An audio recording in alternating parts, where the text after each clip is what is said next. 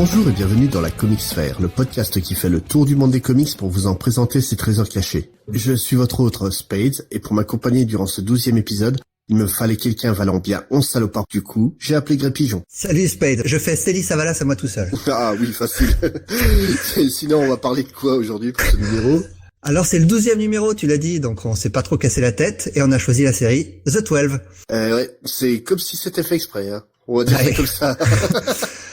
Pas du tout, mais bon, ça tombe bien. Alors, ouais. The 12, c'est une maxi-série en 12 épisodes qui a été publiée par Marvel entre 2008 et 2012. Elle a été écrite par Joe Michael Straczynski et dessinée par Chris Weston. Et l'histoire, si tu peux nous la résumer ? Alors, l'histoire elle commence à la toute fin de la Seconde Guerre mondiale. On est à Berlin et les Américaines et Russes sont en train d'en finir avec le nazisme lors de la prise de Berlin. Et un groupe de super-héros, 12, étonnant, entre dans le quartier général des SS, mais est fait prisonnier dans la cave du bâtiment par quelques scientifiques qui sont encore là.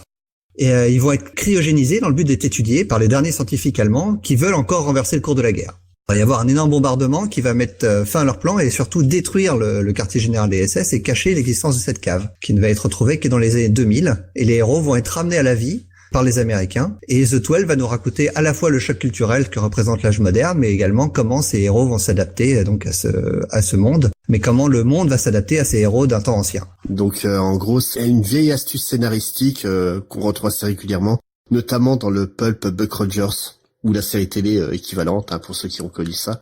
Même encore plus connu, Captain America. Toute l'histoire de Captain America repose sur le fait d'un homme d'un autre temps qui essaie de s'adapter L'histoire moderne. À l'histoire moderne de Captain America, bien sûr. Mais on va revenir à ça. Captain America a été créé à cette époque. Ouais. Mais on va revenir sur les auteurs. Donc tout d'abord, l'un des plus grands génies des comics de ces dernières années pour moi, Joe Michael Straczynski. Donc il est né en 1954 à San Diego en Californie, ce qui lui fait donc 62 ans. Il est titulaire d'un double major, donc en gros c'est l'équivalent de 2 licences pour la France, en sociologie et psychologie. Ouais, c'est pas étonnant quand on connaît un peu sa carrière, il est très attaché à la psychologie de ses personnages. Voilà, et il a suivi aussi un cursus en philosophie et en littérature, ce qui explique qu'il a une plume très affûtée aussi, quoi. Il s'est fait connaître en tant que scénariste en osant envoyer un scénario pour le dessin animé Les Maîtres de l'Univers, tout simplement parce qu'il était fan de la série et puis il voulait proposer son histoire. Ça a tellement plu qu'il a été embauché puis qu'il va écrire régulièrement pour Filmation, donc la société de production des Maîtres de l'Univers. Et il va même co-créer le spin-off She-Ra, princesse du pouvoir, avec la cousine de Musclor. Et c'est suite à un désaccord avec Filmation qui refuse de le créditer en fait sur She-Ra. Il va les quitter pour rejoindre DIC. Dès le début, il commençait déjà à avoir des problèmes avec ses éditeurs. On va y revenir. Ah oui, non, mais il a un caractère épouvantable, monsieur. Pour DIC, il va travailler sur la série The Grill Ghostbusters, tiré du film culte des années 80, mais aussi et surtout sur la cultissime série, comme dirait mon camarade Mikado Twix de 80s, Chase et les Conquérants de la Lumière. Ah, je savais pas que Straczynski avait bossé là-dessus. Si, et justement, c'est le fait de jamais avoir pu écrire la fin de Chase et les Conquérants de la Lumière qui va faire qu'il va s'intéresser aux séries live. Donc notamment, il aura travaillé sur Arabesque, ouais. Et sur le reboot de la 4e dimension, donc Twilight Zone. Il est surtout connu au niveau des séries live pour avoir révolutionné complètement la manière d'écrire les séries télé grâce à Babylon 5. Ah ouais, mais c'est une série dans laquelle il a explosé en tant que scénariste. Il est devenu une gigastar de la série télé grâce à ça. Ouais. Neil Gaiman, qui était un de ses amis proches, avait lu le script quelques années avant qu'il lance sa production de la série.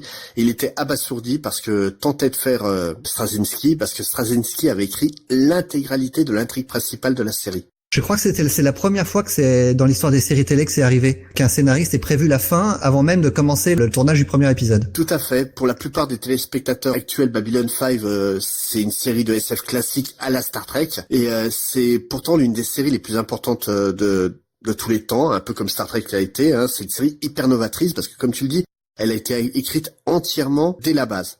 En fait, Straczynski, son boulot sur la série, c'était donc d'écrire les scénarios, mais aussi de superviser l'équipe de scénaristes. En fait, avec Chris Carter sur X-Files, il a défini la fonction de showrunner telle qu'on la pense maintenant. Ouais, qui est maintenant en cours sur presque toutes les séries, toutes les grosses séries en tout cas. Oui, et Babylon 5 est cité comme référence absolue par un paquet de showrunners actuels très connus, genre J.J. Abrams, Joss Whedon ou Vince Gilligan. The Breaking Bad. Voilà. D'ailleurs, ce dernier a dit à propos de Babylon 5 que Breaking Bad n'existerait pas sous la forme qu'elle est aujourd'hui, sans Babylon 5. Pour en revenir à Straczynski, forcément, il va continuer à avoir des gros problèmes avec les producteurs à la télé. notamment sur la série Jeremiah, tirée de la BD franco-belge. De Herman. Oui, bien sûr, une excellente BD qu'on vous conseille très fortement. Donc ça va le pousser à se diriger vers un média dont il a toujours été fan et sur lequel il avait travaillé sporadiquement en écrivant des adaptations de ses programmes télé, le comics. Il va débarquer en trombe chez Top Cow en nous offrant consécutivement Rising Star et Midnight Nation, qui pour moi sont ses 2 meilleurs titres, ouvertement. C'est les premiers et les meilleurs. Et ça va vraiment déclencher une carrière chez tous les éditeurs. On peut citer comme travaux célèbres dans les comics, son run sur Spider-Man, celui sur Thor, son excellence Superman Earth One, Sidekick, Squadron Supreme, Silver Surfer Requiem, son travail sur Doctor Strange qui a été mis en lumière ces derniers temps. Bon, depuis 2016, il a décidé de prendre sa retraite, à 62 ans, ça peut se comprendre aussi, pour se concentrer sur son travail sur les planches. En fait, c'est là qu'il a commencé en tant que scénariste, en tant qu'auteur de théâtre, et il veut reprendre sa place au cinéma, média qu'il avait laissé de côté depuis le film L'échange de Clint Eastwood. Très bon film. Très bon film, mais très sous-estimé malheureusement. Et ainsi que revenir à la télé, ce qu'il a fait en trombe avec la série Sense8 sur Netflix, dont on est tous les deux très fans. Ouais. Je voulais juste préciser, Straczynski, c'est un auteur star, mais c'est aussi un fanboy. Oui. Et il a pas peur de se lancer dans des projets comics. Moi, j'ai lu récemment ce qu'il a écrit sur Terminator. Salvation, oui. Oui, c'est Terminator Salvation. D'ailleurs, il reprend la suite de Salvation, Oui. qui est un film qui est mal aimé. Mais lui, il a beaucoup aimé, donc il a voulu en écrire la suite. Et il a aussi écrit des comics, Twilight Zone, dont tu parlais tout à l'heure, Oui. dont il a été le scénariste sur la série télé. Il continue à écrire il a continué jusqu'à récemment à écrire des comics dans cet univers-là. Oui, et justement, il avait commencé ses premières armes en tant que scénariste de comics sur donc films d'animation et les séries télé sur lesquelles il travaillait, donc He-Man and the Masters of the Universe. Et aussi, est-ce que tu te rappelles de la série télé Captain Powers? Non, ça me dit rien, ça. C'était une série télé où en fait live qui était vendue avec des jouets, tu tirais sur ta télé pour récolter des points. Personne n'a jamais compris le principe de ce jeu. D'accord. Et donc lui était showrunner sur la série et il a continué à étoffer son univers à travers les comics. Et pareil pour Babylon 5 qui a été adapté même pas adapté, qui a été étoffé en roman, en comics et aussi en direct vidéo. Avec une série de films. Ouais. Et d'ailleurs, pour en revenir à notre récurrent petit gag sur Red Sonja, Straczynski, à l'époque où il était chez DIC, avait travaillé sur une adaptation de ElfQuest. D'accord. Comme Alors, quoi... on va réussir à caser Red Sonja dans tous les épisodes. Ah oui, non, c'est devenu notre fil rouge, ElfQuest. Mais bon, là, pour le coup, il s'attaque à The 12 avec un jeune dessinateur qui est pas très connu. Alors Chris Weston, c'est un dessinateur anglais qui est né en 69, donc qui est un peu plus jeune que lui. Je te laisse deviner où il a débuté sa carrière d'artiste professionnel. Au hasard, 2000 AD. Bravo. Mais avant ça, faut quand même préciser qu'il a été l'apprenti pendant un an de Don Lawrence. Alors Don Lawrence, il est très connu pour une série qui s'appelle The Trigun Empire. Oui. Et The Trigun Empire, c'est une série de SF des années 70 qui a été une source d'inspiration énorme pour des artistes, des petits artistes dont on a déjà parlé, comme Brian Bolland ou Dave Gibbons. D'ailleurs, Chris Weston, il a un style qui est assez semblable à celui de Bolland. Oui, c'est un style très classique et ça convient à la perfection avec The 12. Ouais, extrêmement détaillé et très classique, ouais. Et pour en revenir à 2000 AD, donc il a bien entendu travaillé sur la série phare de l'éditeur, Judge Dredd, en 1988. Donc il avait à peine 19 ans. Donc de très jeune, son talent était déjà là. Mais après, il a quitté Judge Dredd pour aller sur une autre série à succès de 2000 AD, Rogue Trooper, avant de devenir un artiste régulier sur une série de John Smith, Indigo Prime. Alors je sais pas si tu connais cette série. Ça me dit rien, non? Moi je l'ai jamais lu, mais alors quand j'ai lu le pitch, c'est un voyage temporel dans un train. Donc c'est un train qui remonte à travers le temps pour aller chasser Jack the Ripper, Jack l'Éventreur. Ok. Alors rien que le pitch complètement Ça barré donne me donne envie. envie de... Ouais. Et c'est entièrement dessiné par Chris Weston. C'est une série en 13 épisodes. Préparez-vous à avoir un épisode sur ça, parce que je pense qu'il y a... J'ai essayé de le trouver, il est difficile à trouver. On trouve une partie de l'histoire, en tout cas encore en vente, mais sinon je crois qu'il va falloir se diriger vers le marché illégal, on va dire. Voilà, c'est ça.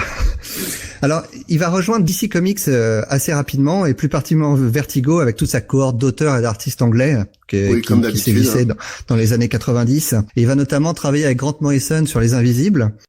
Et il va faire quelques épisodes des Invisibles, mais après il va dessiner l'intégralité de la série The Filth pour Grant Morrison. Et il va aussi, alors ça je pense que toi tu dois connaître une mini-série en 3 épisodes avec Warren Ellis qui s'appelle Ministry of Space. Oula, ça date ce truc. Ah ouais, mais milieu des années 90. Ouais, oui. Et alors ça, c'est une série qui est toujours disponible à l'achat, donc moi je la connais pas, mais je pense que je vais pas tarder à me la procurer.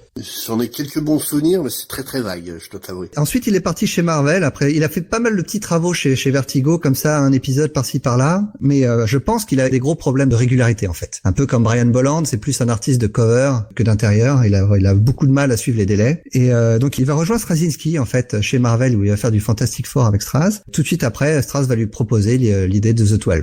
Et ce qui reste à ce jour son travail le plus connu, le plus abouti, le plus ambitieux, en tout cas pour Chris Weston. Après ça, il va quitter le monde des comics, à part pour quelques covers, et il va surtout se consacrer au cinéma, où il va notamment faire des storyboards, notamment pour le film Book of Eli, des frères Hughes. Oui, c'est plus un auteur, un fill-in artiste, comme on appelle ça. C'est le genre d'artiste qu'on appelle pour un ou deux numéros quand le dessinateur principal prend trop de retard. Ouais, par contre, il faut le prévenir à l'avance parce qu'il a besoin de pas mal de temps pour finir un épisode. Mais sachant que c'est un ancien élève de Don Lawrence, c'est compréhensible. Don Lawrence mettait vraiment le résultat avant tout. Ouais. Fallait que ce soit visuellement parfait, donc. Ah, mais c'est ce qui explique pourquoi ces artistes anglais, on a cité Bolland, Gibbons, c'est un peu moins vrai pour Gibbons, mais Bolland comme Weston, ils ont besoin de temps parce qu'ils veulent pas donner une planche tant qu'elle est pas finie. Et en plus, c'est des artistes qui avaient l'habitude de s'ancrer eux-mêmes. Oui. Donc ça prend encore le double de temps, hein. Donc là, on va parler un peu d'un truc surprenant.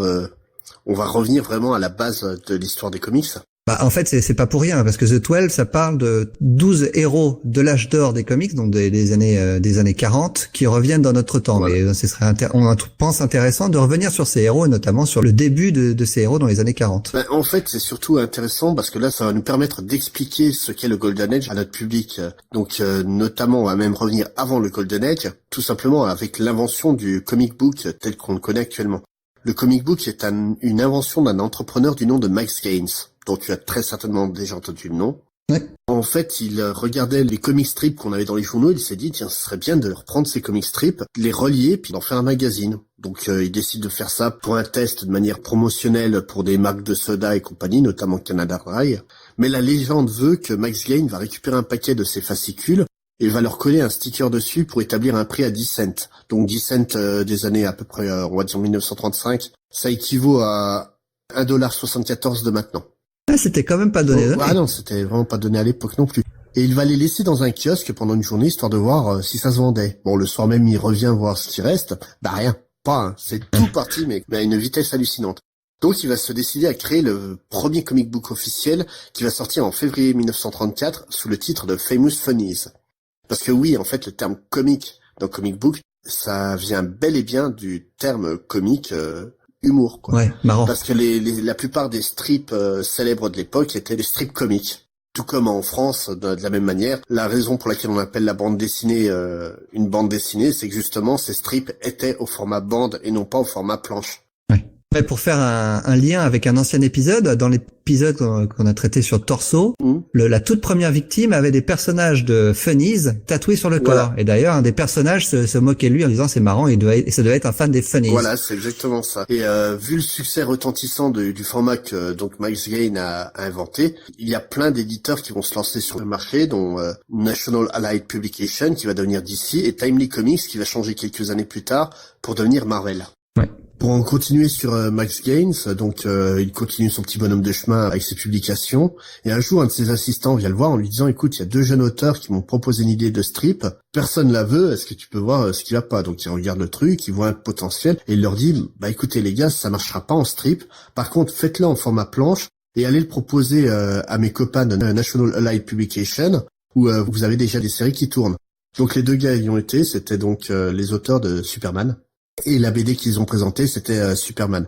Donc National Allied Publication fit une confiance aveugle à Max Gaines. Là, on est en 1938, ouais. C'est pour recontextualiser. Voilà. Et donc ils ont accepté sans discuter ce nouveau personnage. Ils se sont dit si Max dit qu'il y a un potentiel, il y a un potentiel. Donc ils n'ont pas cherché plus loin. Ils devaient sortir un nouveau magazine qui s'appelait Action Comics. Ils ont mis le personnage dedans et le Action Comics numéro 1 de avril 1938 marque le début de ce qu'on appelle le Golden Age. Bon, c'est un comics qui vaut pas grand chose maintenant. Si vous en avez, contactez-nous, on vous en débarrasse. On vous donnera même 10 € pour vous débarrasser pour payer les frais de port. Y a pas de souci. Mais le Golden Age des comics, c'est quoi? C'est tout simplement une période où chaque magazine se vendait à plusieurs centaines de milliers d'exemplaires. Et où les super-héros sont apparus suite à Superman.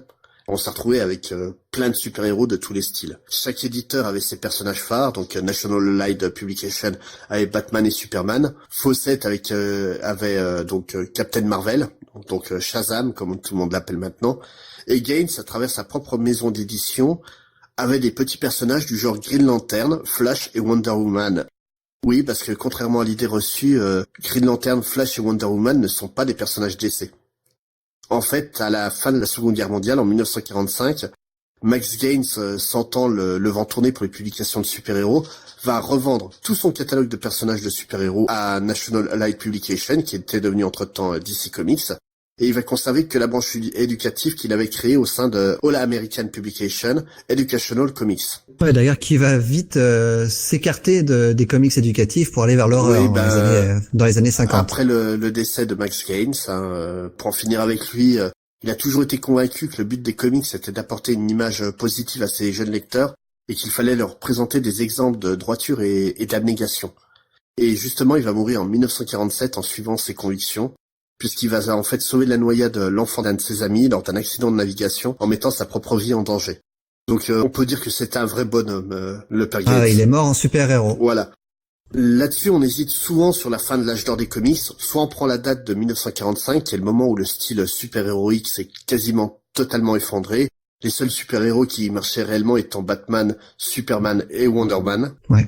Et du coup, c'est une situation qu'avait prévu Max Gaines, comme quoi. Et à l'époque, donc beaucoup d'auteurs sont reconvertis vers d'autres styles d'histoire, comme les récits de guerre, les récits d'horreur dont tu parlais avec EC Comics, et aussi Jack Kirby, qui est quand même l'un des plus grands créateurs de comics de cette époque-là, va juste créer les comics d'amour. C'est totalement improbable.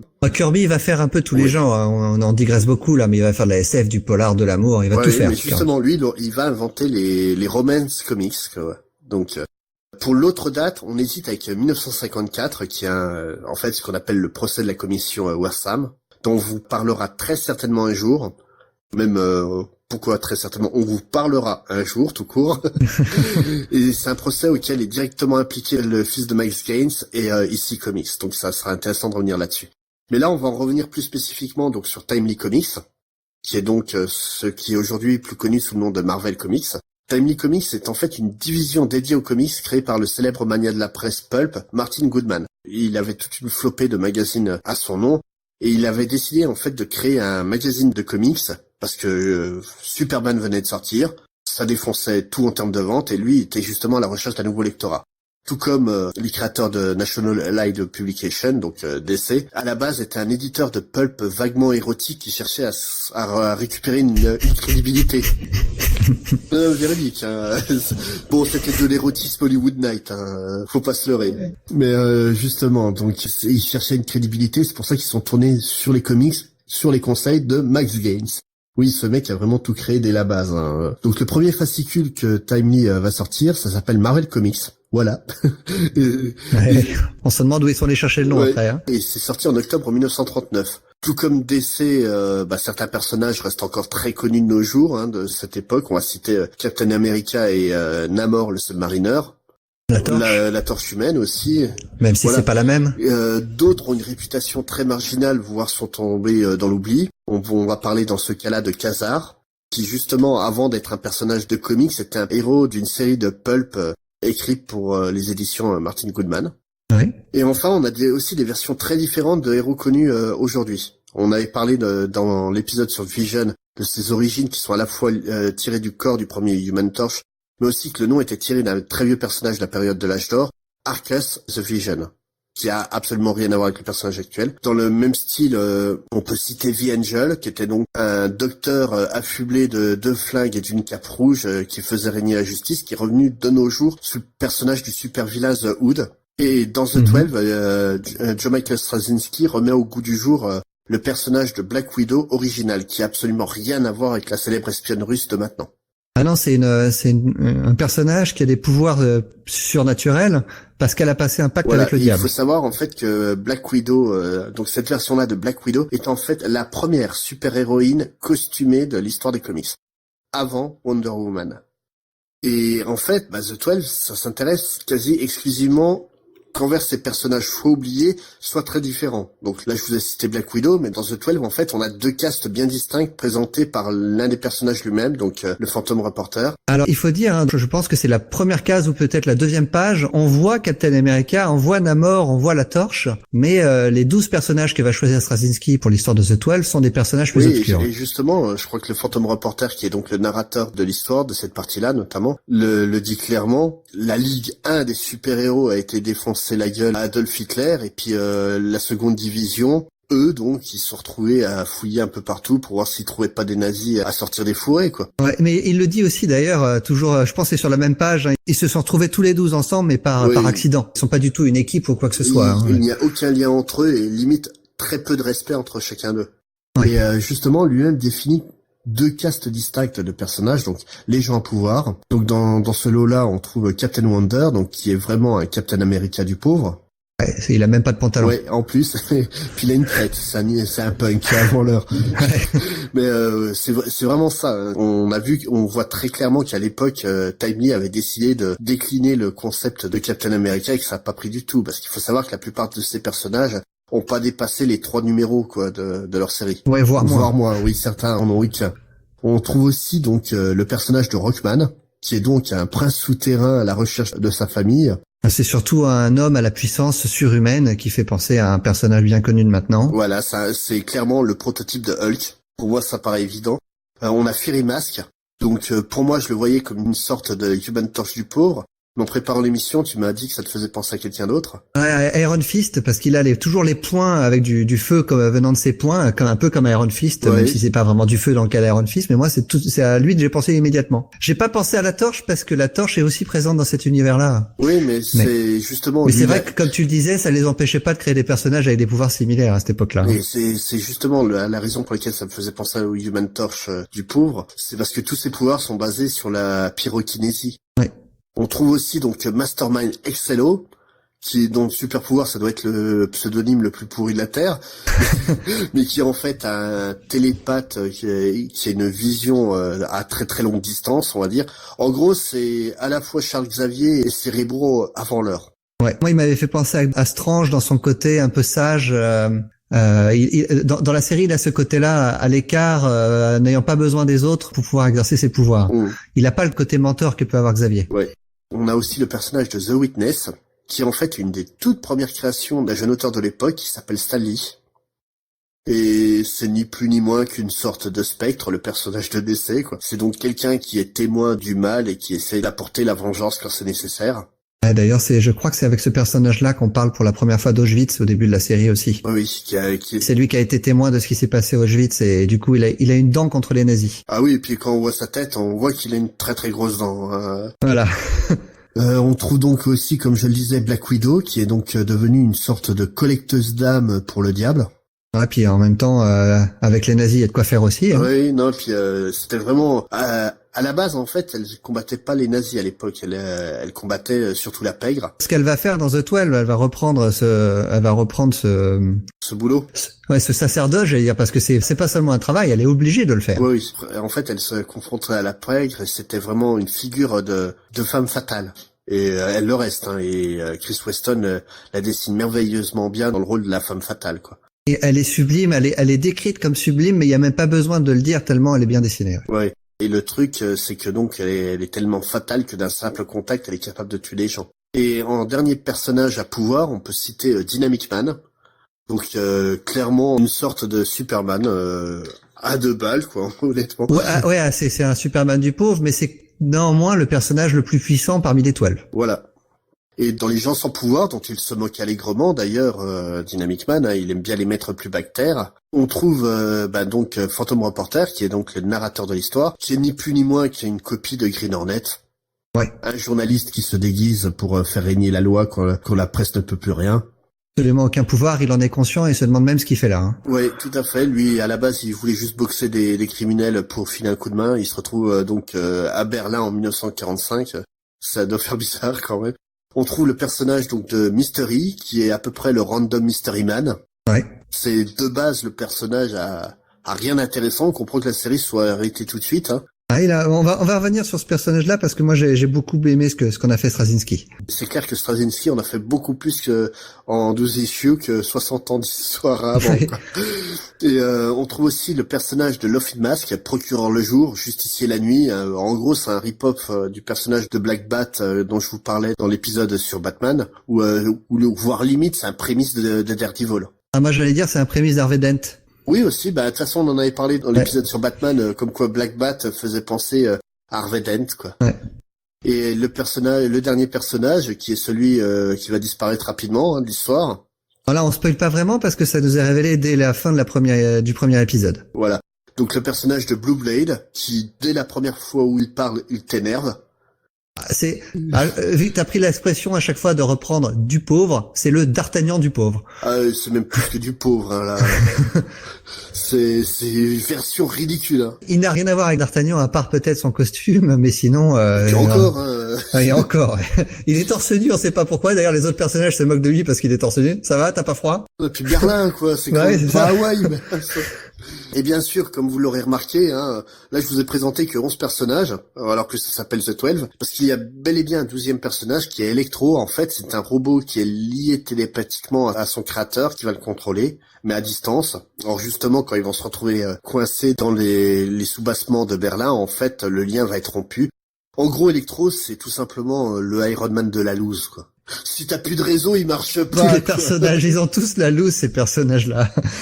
Le seul qui a pas vraiment la loose, parce que c'est un personnage, en fait, qui se la raconte pas, c'est le reporter. Oui, parce qu'il sait qu'il est pas grand-chose de base. Ouais.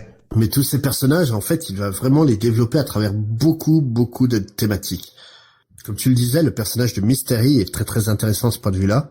Alors, Mr. E, alors Victor J, de son vrai nom, est un personnage qui a fait tu l'as dit, qui a fait son apparition en 1940, et pour une seule fois. On a vu que dans un seul épisode, tellement il était ennuyeux. Il n'a pas du tout eu de succès. Et Straczynski a décidé de le déterrer. Alors c'est un personnage sans pouvoir. Son seul pouvoir de l'époque, tel qu'il était décrit, c'était qu'il était athlétique. Oui, ça sportif. Ouais. Voilà, super. Alors et c'est d'ailleurs assez étonnant parce qu'il est assez âgé. C'est peut-être le personnage des 12 le plus âgé de tous. Mais bon, en tout cas, c'est comme ça que Straczynski le voit. Ils sont quasiment tous dans la trentaine, on va dire, tandis que lui a bien tapé la quarantaine, quand même. Ouais, peut-être même, vu comment Weston le dessine, on peut même penser à une cinquantaine. Hein. Mmh.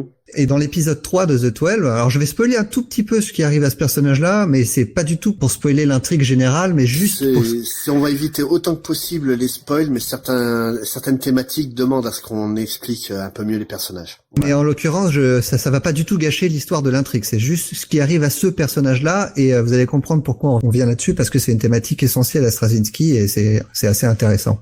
Donc, Mr. E, dans l'épisode 3, il va retrouver son fils.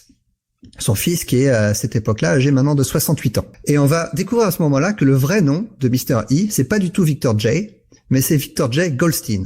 Ça, c'est une invention complète de Straczynski. Il n'y a rien dans l'histoire du personnage initial qui permet de déceler ça. Oui, il y a 3 pages de sa seule histoire, permettez pas de le deviner, c'est clair. C'est ça.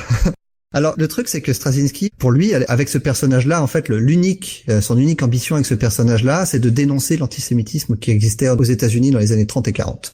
Il n'y a pas vraiment, ce personnage-là n'apporte pas grand-chose à l'histoire globale de The 12, autre chose que ça. Et parce qu'en fait, ce personnage-là a dû changer de nom pour gravir l'échelle sociale. Parce qu'à cette époque, pour un juif, c'était difficile de s'insérer socialement dans la société. Pas uniquement pour les juifs, hein, pour toutes les personnes, pour toutes les minorités. Ouais, c'est ça, ouais. Et par contre, son fils, qui lui vit dans l'époque moderne, va très clairement lui reprocher ça. Il l'accuse carrément d'avoir trahi sa religion pour de basses considérations matérielles. C'est un message très fort à ce moment du récit parce que c'est très très dur, très émotionnel le passage qu'il vit avec son fils, parce que ce fils-là a très clairement eu une vie très difficile avec l'absence de son père, et il fait payer à son père cette absence-là quand il le retrouve, et notamment avec la mort de sa mère, donc de la femme de Mr. E. Mais en même temps, Straczynski, donc en plus de ça qui est vraiment ce qu'on voit au premier degré, mais quand on réfléchit un petit peu plus, quand on voit le sous-texte, on voit vraiment que ce qui l'intéresse, c'est de parler de l'antisémitisme américain dans les années 40. Et il veut vraiment faire le lien qu'il y a entre le fait, la vie des années 40 nous paraît idéale, nous, à notre époque, et il montre également que la vie de notre époque pour les gens qui viennent des années 40 est tout autant difficile. Oui, c'est vraiment... Il contraste très clairement la vision utopique qu'on a du passé avec la réalité objective. Clairement, faut pas oublier que l'Amérique, c'était pas le pays de la liberté, comme disaient les génériques de Tom Sawyer. Hein. À l'époque, les personnes d'origine japonaise étaient enfermées dans les camps de concentration en Californie. Pendant la Seconde Guerre mondiale, ouais.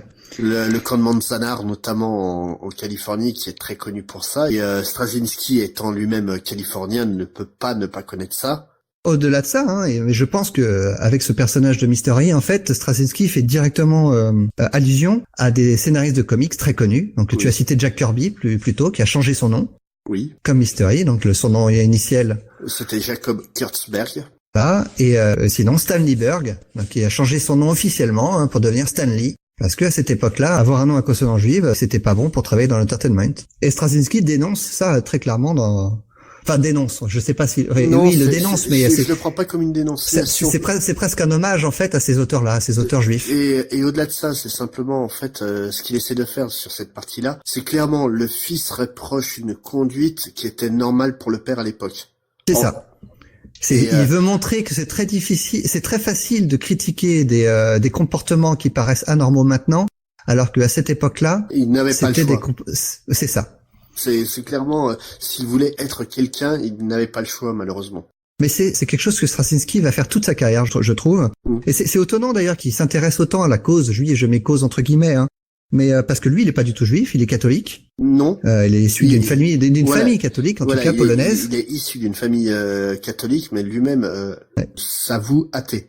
Mais simplement, en fait, il s'intéresse beaucoup à la spiritualité, pas à la religion, à la spiritualité. Ouais. Et c'est un thème vraiment récurrent dans son œuvre. C'est le noyau de Rising Stars, où des personnes, des élus, en quelque sorte, des messies vont modifier la société à leur contact.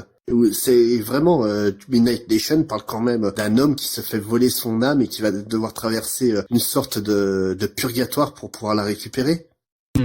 Mais tu parles de spiritualité, moi je pense qu'au-delà de ça, Straczynski avant tout c'est un progressiste. Il a des idées très progressistes et il veut les faire avancer. Pour revenir au judaïsme, dans Babylon 5, ça a été le premier auteur à intégrer un personnage ouvertement juif dans une série de science-fiction. C'est le personnage, pour ceux qui connaissent, de Suzanne Ivanova. Oui, mais tout comme dans Star Trek, dès les années 60, une série se permettait de proposer un équipage multi-ethnique et de plusieurs pays. On trouvait un personnage russe à côté d'Américains, quoi. Ouais. Ça paraît totalement anodin à notre époque, mais à celle-là, c'était une révolution, quoi. Le premier baiser interracial était dans Star Trek. Ouais. Et toujours pour revenir à Straczynski, moi, enfin, on a déjà eu cette conversation plusieurs fois tous les deux. La série sur laquelle il travaille en ce moment, Sense8, Straczynski a un vrai discours progressiste à faire passer, et en montrant des relations homosexuelles, des relations transgenres. Oui, mais c'est pas le cœur de la série. Le cœur de la série, là, reste vraiment la spiritualité pure. Et c'est parce que Straczynski, c'est un super auteur, il arrive à faire passer des messages sans qu'on s'en rende compte. Voilà, il fait passer ces messages. En fait, il y a un véritable fond dans ces histoires, mais il y a aussi une véritable forme. Qui fait que le fond, tu l'absorbes sans problème. Le Sense8, en fait, tu te retrouves avec la même intrigue que Rising Stars, où tu as des gens à pouvoir qui essaient de comprendre leur place au sein de l'humanité. On peut comparer ça aussi aux travaux d'un auteur de SF des années 50 qui s'appelle Theodore Sturgeon, dont je suis très très fan, avec un roman comme Les Plus qu'Humains, tout simplement, qui est un de ses grands classiques. C'est vraiment, lui, ce qu'il essaie de comprendre, c'est la place de l'individu au sein de la collectivité humaine. Et puis donc, l'impact que peut avoir quelqu'un d'extraordinaire au sein de cette communauté. C'est vraiment, tu prends Superman, le personnage de Superman, même si je déteste ce qu'on a fait Straczynski sur la série régulière. Granted. Ah oui, c'était très mauvais. Mais par contre, c'était très bon ce qu'il a fait sur Earth One. Voilà. Mais justement, Earth One reprend ça, où justement, là, Clark Kent essaie de comprendre sa place au sein de l'humanité. Et là, ça fonctionne à la perfection. C'est comme ça que tu dois écrire Superman, de manière connectée à l'humain. Alors, juste pour en terminer avec le judaïsme, je suis tombé sur une interview de Straczynski dans laquelle je trouvais ça vraiment intéressant. C'est que lui, ce qu'il adorait faire, c'est parler donc de vraies personnes qui cachent leur identité religieuse dans un univers de super-héros qui par nature est un univers de personnes qui cachent leur identité. Donc c'était des gens qui cachent leur identité parmi d'autres gens qui cachent leur identité. Donc c'était ce côté-là l'intéressait. Voilà, et au niveau de la spiritualité, on peut aussi parler de Black Widow, donc comme on le disait tout à l'heure, qui est donc un personnage maudit, qui doit travailler pour le diable, qui doit traquer les âmes des personnes mauvaises, mais c'est aussi en fait un personnage qui essaie de trouver sa place réellement, parce qu'elle sait qu'elle est fondamentalement mauvaise de par son pacte avec le diable. Mais le truc à côté de ça, c'est que justement, tu la vois très distante avec ses camarades super-héros parce qu'elle sait qu'elle peut pas les approcher, qu'elle est dangereuse. Mais à côté de ça, en découvrant toute la communauté émo-goth, elle trouve en fait une sorte de repère où elle peut être un peu elle-même. Ouais, c'est assez étonnant d'ailleurs de voir qu'un personnage, donc tous les personnages ont de grosses difficultés à s'adapter à leur nouvelle époque. C'est pas du tout le cas de Black Widow qui, elle, au contraire, peut enfin vivre presque normalement. Mais voilà, c'est justement dans ces thématiques-là de vraie recherche de la place de l'individu que The 12 est très intéressant. Il y a aussi une notion très forte de pardon, comme on le disait avec Mystery, mais aussi avec la justice où on a un petit problème avec un des personnages. Donc, en gros, un des personnages à son époque a commis un crime pour lequel il n'a jamais été ni jugé ni condamné parce que personne ne pouvait établir sa culpabilité. Le problème, c'est qu'avec les méthodes de maintenant, c'est prouvable. Et qu'est-ce qu'on doit faire? Est-ce qu'on doit considérer qu'un super-héros est toujours un super-héros malgré un crime commis plusieurs années avant, ou est-ce qu'on doit vraiment le juger? Sans compter du problème de la prescription. Oui. Qui est aussi un problème qui se pose dans The 12. Est-ce qu'on doit juger un crime qui a été commis dans les années 40? Pour le tueur, ça s'est passé 3 jours avant, quoi. C'est ça. C'est un peu problématique, les voyages dans le temps à cause de ça.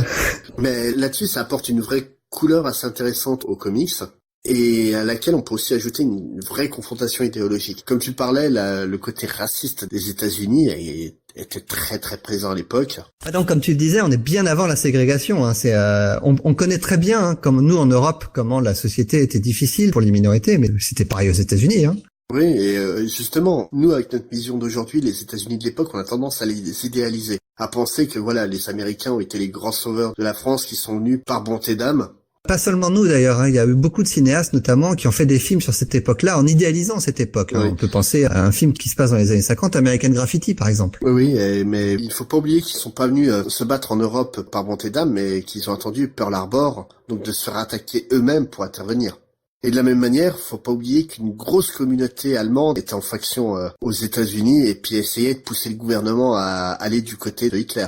Notamment la famille Kennedy. Oui, et puis la famille Trump, d'une certaine manière, pour en revenir à l'actualité présente. Vraiment, l'Amérique était loin d'être le pays de la liberté et de l'amour, comme on peut l'imaginer à l'époque. Et cette confrontation idéologique, Straczynski et Weston la mettent en scène. Oui, notamment à travers le personnage de Dynamic Man, qui est en tout cas le personnage pas très avenant, on va dire. Non, raciste, homophobe. Il y a une scène très sympa dans un bar, pas dans un bar où il va arrêter un vol. C'est quoi, un vol de sac à main? Un vol à la tire, ouais. Voilà, c'est ça. Et il s'en prend tout de suite au personnage noir. Mais non, monsieur, c'est mon mari. Le coupable, c'est lui. Vous êtes marié avec un noir? Elle est fabuleuse cette scène. Ah oui, non, elle est à la fois très drôle et très malaisante d'un côté. Mais l'ensemble du comic, c'est comme ça. Ouais. Straczynski est très très fort pour faire passer, comme je le disais, ses messages, mais pas en appuyant avec son gros doigt dessus, en les insérant parfaitement dans son histoire. Oui, et puis justement pour en revenir à Dynamic Man, en plus là dans le comics il l'oppose donc à Captain Wonder, donc le Captain America du pauvre, qui lui en fait Dynamic Man ça représente l'impérialisme américain WASP. Captain Wonder lui représente vraiment ce que représente Captain America, l'American Dream pur et dur. Le gros défaut que je trouve à ce personnage, c'est son manque de charisme. Je pense que c'est volontaire de la part de Straczynski, parce que son personnage principal, c'est le reporter, c'est pas Captain Wonder. Mais justement, là, Captain Wonder, il le met sans arrêt en opposition à Dynamic Man. Ah oui. Ils sont tout le temps à se prendre avec. Ah oui, vraiment. On sent que Dynamic Man serait né sur le vieux continent plutôt qu'aux États-Unis. Il aurait porté du Hugo Boss très facilement, quoi. C'est un personnage très, qui va dans le sens de ce qu'on lui dit de faire. Donc, il est américain, il travaille pour le gouvernement américain, mais comme tu le dis, s'il avait été allemand, il aurait travaillé sans aucun problème pour le Troisième Reich. Oui, et puis idéologiquement, il sort des trucs quand même très purs. Je suis un homme supérieur par rapport à vous. Ouais, mais c'est là aussi où Straczynski, il est malin, c'est qu'il est capable de faire dire aussi par les militaires américains quelques horreurs qui n'auraient pas dépareillé dans les bouches de certains colonels SS. Oui, c'est pas faux. Et justement, en parlant de Captain Wonder, ce qui est intéressant à noter, c'est qu'il est vraiment au cœur de la thématique du décalage temporel. Alors, Captain Wonder, c'est un personnage qui il a été endormi pendant 60 ans, mais son histoire en fait regroupe toute l'histoire des États-Unis entre la fin de la Seconde Guerre mondiale et notre époque, parce que toute sa famille va être affectée par ce qui s'est passé entre-temps. Voilà, donc, il a été un héros de guerre et ça a marqué sa famille au fer rouge. À tel point donc ses deux fils se sont engagés pour le Vietnam et n'en sont pas revenus. Donc là, lui, il se réveille, et ses 2 fils ont disparu, sont morts dans une guerre, donc dans un pays dont il n'a jamais entendu parler. Bah, ça me fait penser au lieutenant Dan de Forrest Gump, dont toute la famille a été sur toutes les guerres américaines. Ouais, c'est ça. Et qui n'a qu'une envie, c'est de mourir là-bas. Voilà. C'est exactement ça, quoi. C'est, comme je dis, c'est vraiment une famille marquée à l'héroïsme pur, quoi. Bah, c'est comme tu le disais, hein, c'est vraiment l'antithèse de Dynamic Man, qui lui est une vraie saloperie. Voilà. Lui, c'est le vrai héros américain. Voilà, et justement, c'est déchirant de voir un type qui a mis sa vie au service d'un pays par conviction, parce il savait qu'il faisait le bien, et de revenir et de découvrir qu'il a tout perdu. Mais tu parlais de décalage temporel, il y a des personnages pour lesquels c'est beaucoup plus facile. Moi, je pense à Blue Blade, oui, qui est, lui, complètement en phase avec la période narcissique dans laquelle on vit maintenant, donc il va tout faire pour passer à la télé, pour être un personnage de télé-réalité. Et c'est un vrai décalage par rapport à son discours qui est complètement en décalage avec ce qu'on entend maintenant. Ah oui, non, c'est clair, mais le personnage de Captain Wonder, là, vraiment, je le trouvais très très intéressant là-dessus, et notamment avec l'histoire avec son sidekick, qui lui a vieilli. Alors là, on s'est retrouvé avec la thématique inverse par rapport à Captain America qui a perdu Bucky. Là, on a Bucky qui a survécu et le Captain America qui a disparu. Et le Bucky se remet pas de la... C'est vraiment étonnant parce que c'est une histoire que Straczynski va reprendre intégralement dans ses dernières séries qu'il a fait pour Image, qui s'appelle Sidekick. Ouais. Où le premier épisode, le héros principal est assassiné et la série va raconter comment le Sidekick justement va essayer de se remettre de la mort de son mentor. Là, il va jamais s'en remettre d'ailleurs. Voilà, et là, si dans The 12 c'est beaucoup moins trashouille que dans Sidekick, c'est vrai que c'est pas glorieux non plus pour le personnage. Et surtout, en fait, ce qui m'a marqué par rapport au retour du passé, c'est un petit détail, quoi. En fait, on en a parlé juste avant d'enregistrer, tu t'en étais pas rendu compte. Mais en fait, le retour de nos héros du passé, la manière dont c'est fait, ça a été repompé intégralement au cinéma. Alors, juste pour donner un petit exemple, pour remettre dans le contexte, tous les mardis avant la publication de l'épisode, je poste un indice pour que vous essayiez de deviner quel épisode on va parler. Et là, j'avais choisi cette chanson-là parce que dans cette case de The 12, on entend une chanson à la radio. Donc c'est la chanson que j'avais mis en indice. Et cette scène a été reprise intégralement dans le premier Captain America. Oui, en fait, le Captain America qui se réveille dans une chambre comme à l'époque, avec un programme radio qui ressemble à ce qui se passait à l'époque. Là, en l'occurrence, dans Captain America, je crois que c'était un match de baseball. D'accord. Et une infirmière qui surprend beaucoup notre héros sur quelques détails. Notamment ses oreilles. Voilà, là c'est notamment c'est le Phantom Reporter qui est surpris, donc qui va essayer de s'échapper à tout prix pour comprendre ce qui se passe et qui va découvrir en fait qu'il est à notre époque. Et vraiment, c'est repompé, mais à 100%. Comme quoi, The 12, même si ça a été une publication très très difficile, ça a quand même suffisamment marqué Marvel pour que Marvel Studios repompe l'idée, quoi. Ouais. Comme tu l'as dit, la publication de The 12 a été difficile. Alors, je vais reprendre ce que tu as écrit sur le conducteur. Tu as marqué une publication à la Straczynski. Ah bah oui, il se brouille avec tout le monde, ce type. C'est une hécatombe. J'adore son boulot, mais il doit pas être facile à vivre. Hein. Non. Alors, on va faire... C'est la partie potin de l'épisode. Alors, ce que je vais vous raconter, je l'ai vu à travers plusieurs interviews. Donc, des interviews de Joe Straczynski, une interview de Chris Weston et aussi une interview de Joe Quesada, qui était l'éditeur en chef à l'époque de Marvel, qui était éditeur en chef entre 2000 et jusqu'en 2011. Et 2011 aura son importance. Alors, donc la publication a été chaotique. En fait, il y a eu 8 épisodes qui sont sortis entre janvier et octobre 2008.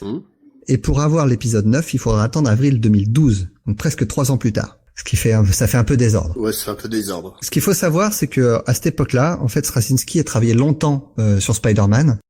Et la fin du run de Straczynski sur Spider-Man s'est très très très mal passé avec Joe Quesada, à tel point que quand Straczynski a donné une interview dans laquelle il a dit tout le mal qu'il pensait de la fin du run, de la fin de son run et notamment de l'ingérence de Quesada sur le One More Day, à tel point qu'après ça, Straczynski et Quesada ne sont plus jamais adressé la parole. Donc ça donne une idée un petit peu quand l'auteur star de la firme Marvel ne peut plus parler avec l'éditeur en chef, qui est l'éditeur qui a complètement redressé la firme en plus. C'est problématique, faut l'avouer.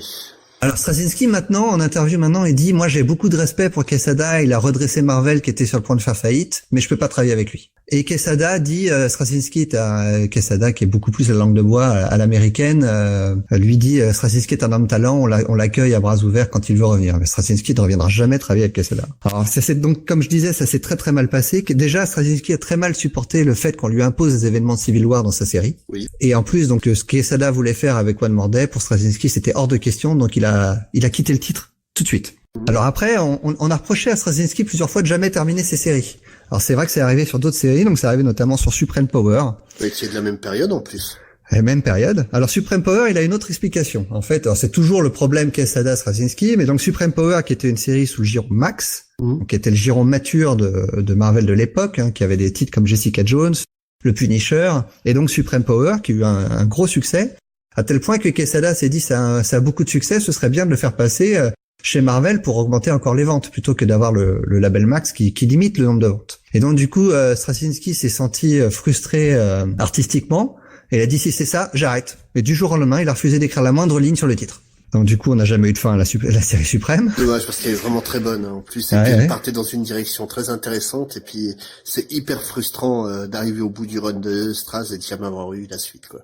Et alors donc ensuite, il a lancé The 12 et en même temps Thor. Alors Thor, ça se passait très bien. Thor a eu des très bonnes ventes. Et Quesada est venu voir Straczynski. Quesada, il l'a cherché un petit peu quand même, connaissant le bonhomme. Et il lui a fait, bon, ce serait bien que Thor, tu insères les événements et ce qui se passe en ce moment chez Marvel. Alors, je suis pas sûr de ce qui se passait à cette époque-là chez Marvel. 2011, ça devait être juste non, c'est 2008. C'est 2008. Ah bah, c'était post-Civil War, donc là, on devait commencer le Dark Reign, non? Ah, je sais pas. Donc et là, dès que Quesada a approché Straczynski pour savoir s'il était ok pour que Thor participe aux événements, Straczynski du jour au lendemain a fait Thor et moi terminé. Et du coup, The 12, il a terminé aussi. Donc comme je disais, il a fallu 3 ans pour avoir la suite. Alors il a donné une interview en 2011, Straczynski. Alors il a donné les raisons de ce retard. En 2011, la série était toujours pas revenue, hein, mais c'est le moment où Axel Alonso a remplacé Joe Quesada à la tête de Marvel. Alors lui, c'est la raison principale du retard pour The 12, il expliquait que c'était parce que lui et Weston trop occupés pour finir la série. Donc en fait, vu que lui il refusait d'écrire la moindre page, Weston il est parti chercher du boulot ailleurs, donc c'est là qu'il s'est fait engager pour faire les storyboards de The Book of Eli. Et en 2011, en fait, Straczynski révèle qu'il a donné quelques pages de scénario à écrire à Weston, mais que Weston lui a toujours pas donné de signe de vie. Donc pour lui, il estime que le retard qu'a subi The 12 est à 50% attribué à Weston et 50% à lui. Bah oui, non, mais c'est normal. Attends, il met 3 ans à écrire un scénario, c'est pas normal que le mec mette plus de 3 jours pour les dessiner. Le truc, c'est que moi, je suis persuadé, en fait, que donc, c'est que Straz a volontairement saboté son titre parce qu'il voulait faire payer à Quesada c'est pas surprenant. On parlait de Rising Star, qui pour moi est son titre phare. Rising Star a subi des retards monstrueux. Apparemment parce qu'il s'entendait pas avec certains éditeurs de chez Topco à l'époque, et puis qu'il commençait à bosser chez Marvel, donc franchement, oui, le bonhomme a une réputation de pas être facile du tout.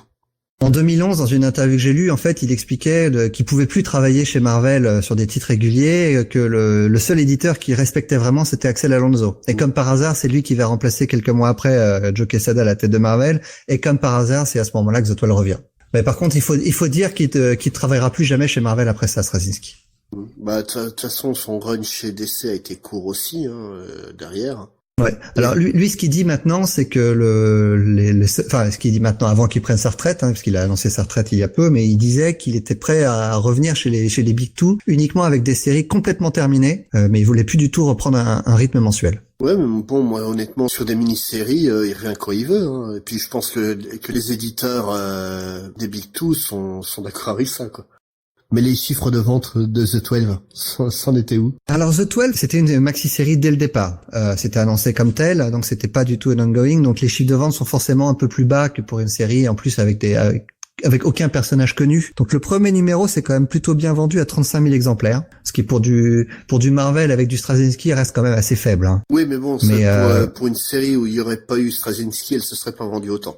Bah, ce serait pas vendu du tout, parce que ce serait même pas fait, parce qu'il fallait un auteur comme Straczynski pour pouvoir inciter Marvel à écrire une série avec des personnages complètement inconnus du Golden Age. Je suis pas sûr, parce que là c'était une période où Marvel commençait à se tourner beaucoup sur son histoire.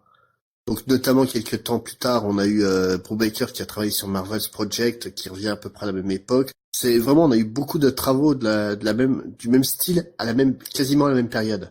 Donc même si c'était dans l'air du temps. Voilà, c'était vraiment ça, c'était une période où Marvel regardait son histoire, clairement. Donc le numéro 8 donc qui est sorti juste avant l'arrêt de la série pendant 3 ans, et s'est vendu à 25 000 exemplaires. Donc on avait quand même perdu plus d'un tiers de lecteurs. Oh, mais ça reste très bon. Et au retour de la série au numéro 9, donc en avril 2012, là par contre c'est la dégringolade, on n'est plus qu'à 14 000. Par contre ça va rester constant jusqu'au numéro 12. Voilà, pour les chiffres de vente. Bon, c'est faiblard, mais on imagine que c'est une série qui s'est bien vendue en relié. D'ailleurs, est-ce qu'il y a eu une sortie française de The 12 ? Sortie française, oui, chez Panini, dans la collection 100% en 2 tomes. D'accord. Donc c'est forcément, vu que ça date de 2012, c'est assez dur à trouver. En neuf, faut pas y compter. En occasion, on arrive à le trouver pour pas trop cher encore. Et ils l'ont jamais sorti en un seul tome. Non, ils l'ont jamais sorti en deluxe. Puis surtout, ce qui est dommage, c'est qu'en fait, The 12 est accompagné de numéro 0 et de numéro 1,5, qui en fait s'amusait à reprendre les histoires d'origine des deux Alors héros. le numéro 0 est sorti avant le numéro 1 à l'époque. Oui. Alors que le numéro 1,5 est sorti, je crois, en 2010 de mémoire, pendant le hiatus entre l'épisode 8 et l'épisode 9. Mais c'est Chris Weston qui l'a fait tout seul, il est pas scénarisé par Straczynski. Non, c'est en fait, le numéro 1,5 a été, en fait, un outil promotionnel pour voir s'il y avait toujours un public de dispo pour la série, quoi. Et si ça valait le coup de revenir. C'est un numéro qui est centré sur le robot de souvenirs. Oui, et puis, justement, en fait, dans ces numéros, tu avais les épisodes originaux. Donc ceux des années 40, quoi. Et ça, malheureusement, ce matériel n'a pas été publié par Panini dans ces 2 volumes. Et en VO, on a quoi ? Et en VO, alors Marvel a édité 2 TP comme Panini, mais en hardcover. Alors j'ai longtemps cru que le deuxième n'était jamais sorti, mais il est bien sorti, même s'il est plus possible de le trouver. Par contre, l'ensemble de la série est disponible dans un TP qui regroupe les 12 épisodes, plus le numéro 1,5. Il n'y a pas le numéro 0, par contre. Mais bon, on va donc arrêter là pour ce titre. On va vous laisser en vous rappelant de venir sur notre site internet pour voir une preview du titre. Je vais mettre quelques liens, comme ça vous pourrez voir quelques photos de à quoi ressemblaient les héros des années 40 avant que Chris Weston ne les reprenne dans The 12. Bonne idée. Notamment Mr. E, qui est à peine une silhouette. Très bonne idée, ça. Et puis n'oubliez pas de venir commenter, de nous rejoindre sur les réseaux sociaux, donc il y a Twitter et Facebook. De venir participer au petit concours qu'on a toutes les 2 semaines pour essayer de deviner quel titre on va traiter le lundi suivant. Voilà. Et surtout, n'hésitez pas à aller laisser des commentaires sur iTunes. Apparemment, ça nous aide à avoir de la visibilité. Et merci beaucoup à tous ceux qui nous donnent des retours. Ça fait vraiment chaud au cœur, que ce soit gentil ou méchant, mais en fait c'est tout le temps gentil. Donc voilà, tant que c'est constructif, il n'y a pas de problème. Et puis comme d'habitude, on va vous laisser avec une chanson. C'est toi qui l'as choisi, donc je vais te laisser en parler. C'est une chanson de voyage dans le temps, donc c'est assez approprié pour le thème de la série. Même si c'est pas vraiment du voyage dans le temps dans The 12, hein. Non, mais c'est un déplacement temporel, on va dire. Voilà. Et justement, pour le titre, on cherchait quoi vous mettre. On avait dans l'idée de mettre la chanson de Retour vers le futur. Puis on s'est dit non. C'est un peu trop évident. Voilà, c'était trop évident. Donc en fait, j'ai fouillé mes souvenirs et je me suis rappelé d'un groupe de stoner rock. C'est assez étonnant parce que le stoner rock, c'est mon genre musical préféré et je ne connaissais pas ce groupe. Et écoute, j'ai découvert ce groupe-là par accident. Il me semble que c'était en Allemagne, mais je te dis, les souvenirs sont très vagues, où je suis rentré dans une salle de concert avec un groupe que je ne connaissais pas du tout, ça s'est avéré être Orange Goblin, et j'ai trouvé ça excellent. Les 3 premiers albums sont vraiment du pur stoner. En même temps, ça va bien parce que le stoner rock, c'est un genre qui vient de Californie, et vu que Straz est d'origine de Californie, c'est parfait. Voilà. On est raccord, on est bon, on est bon, mais involontairement, mais on est bon. Et donc Orange Goblin, on a une chanson qui s'appelle Time Traveling Blues, qui convient très très très bien à l'ambiance de ce 12 au final. C'est bon choix. Donc on vous quitte avec ce morceau et on vous dit à dans 15 jours. Au revoir. Allez, salut.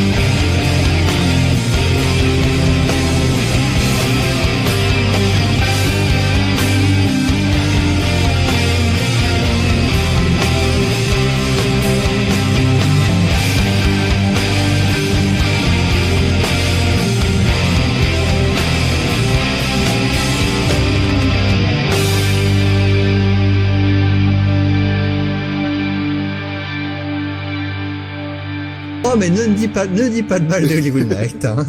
Ça a fait quelques-uns de mes samedis soirs. Tout à fait. Pour ceux qui avaient pas Canal, ouais. Voilà.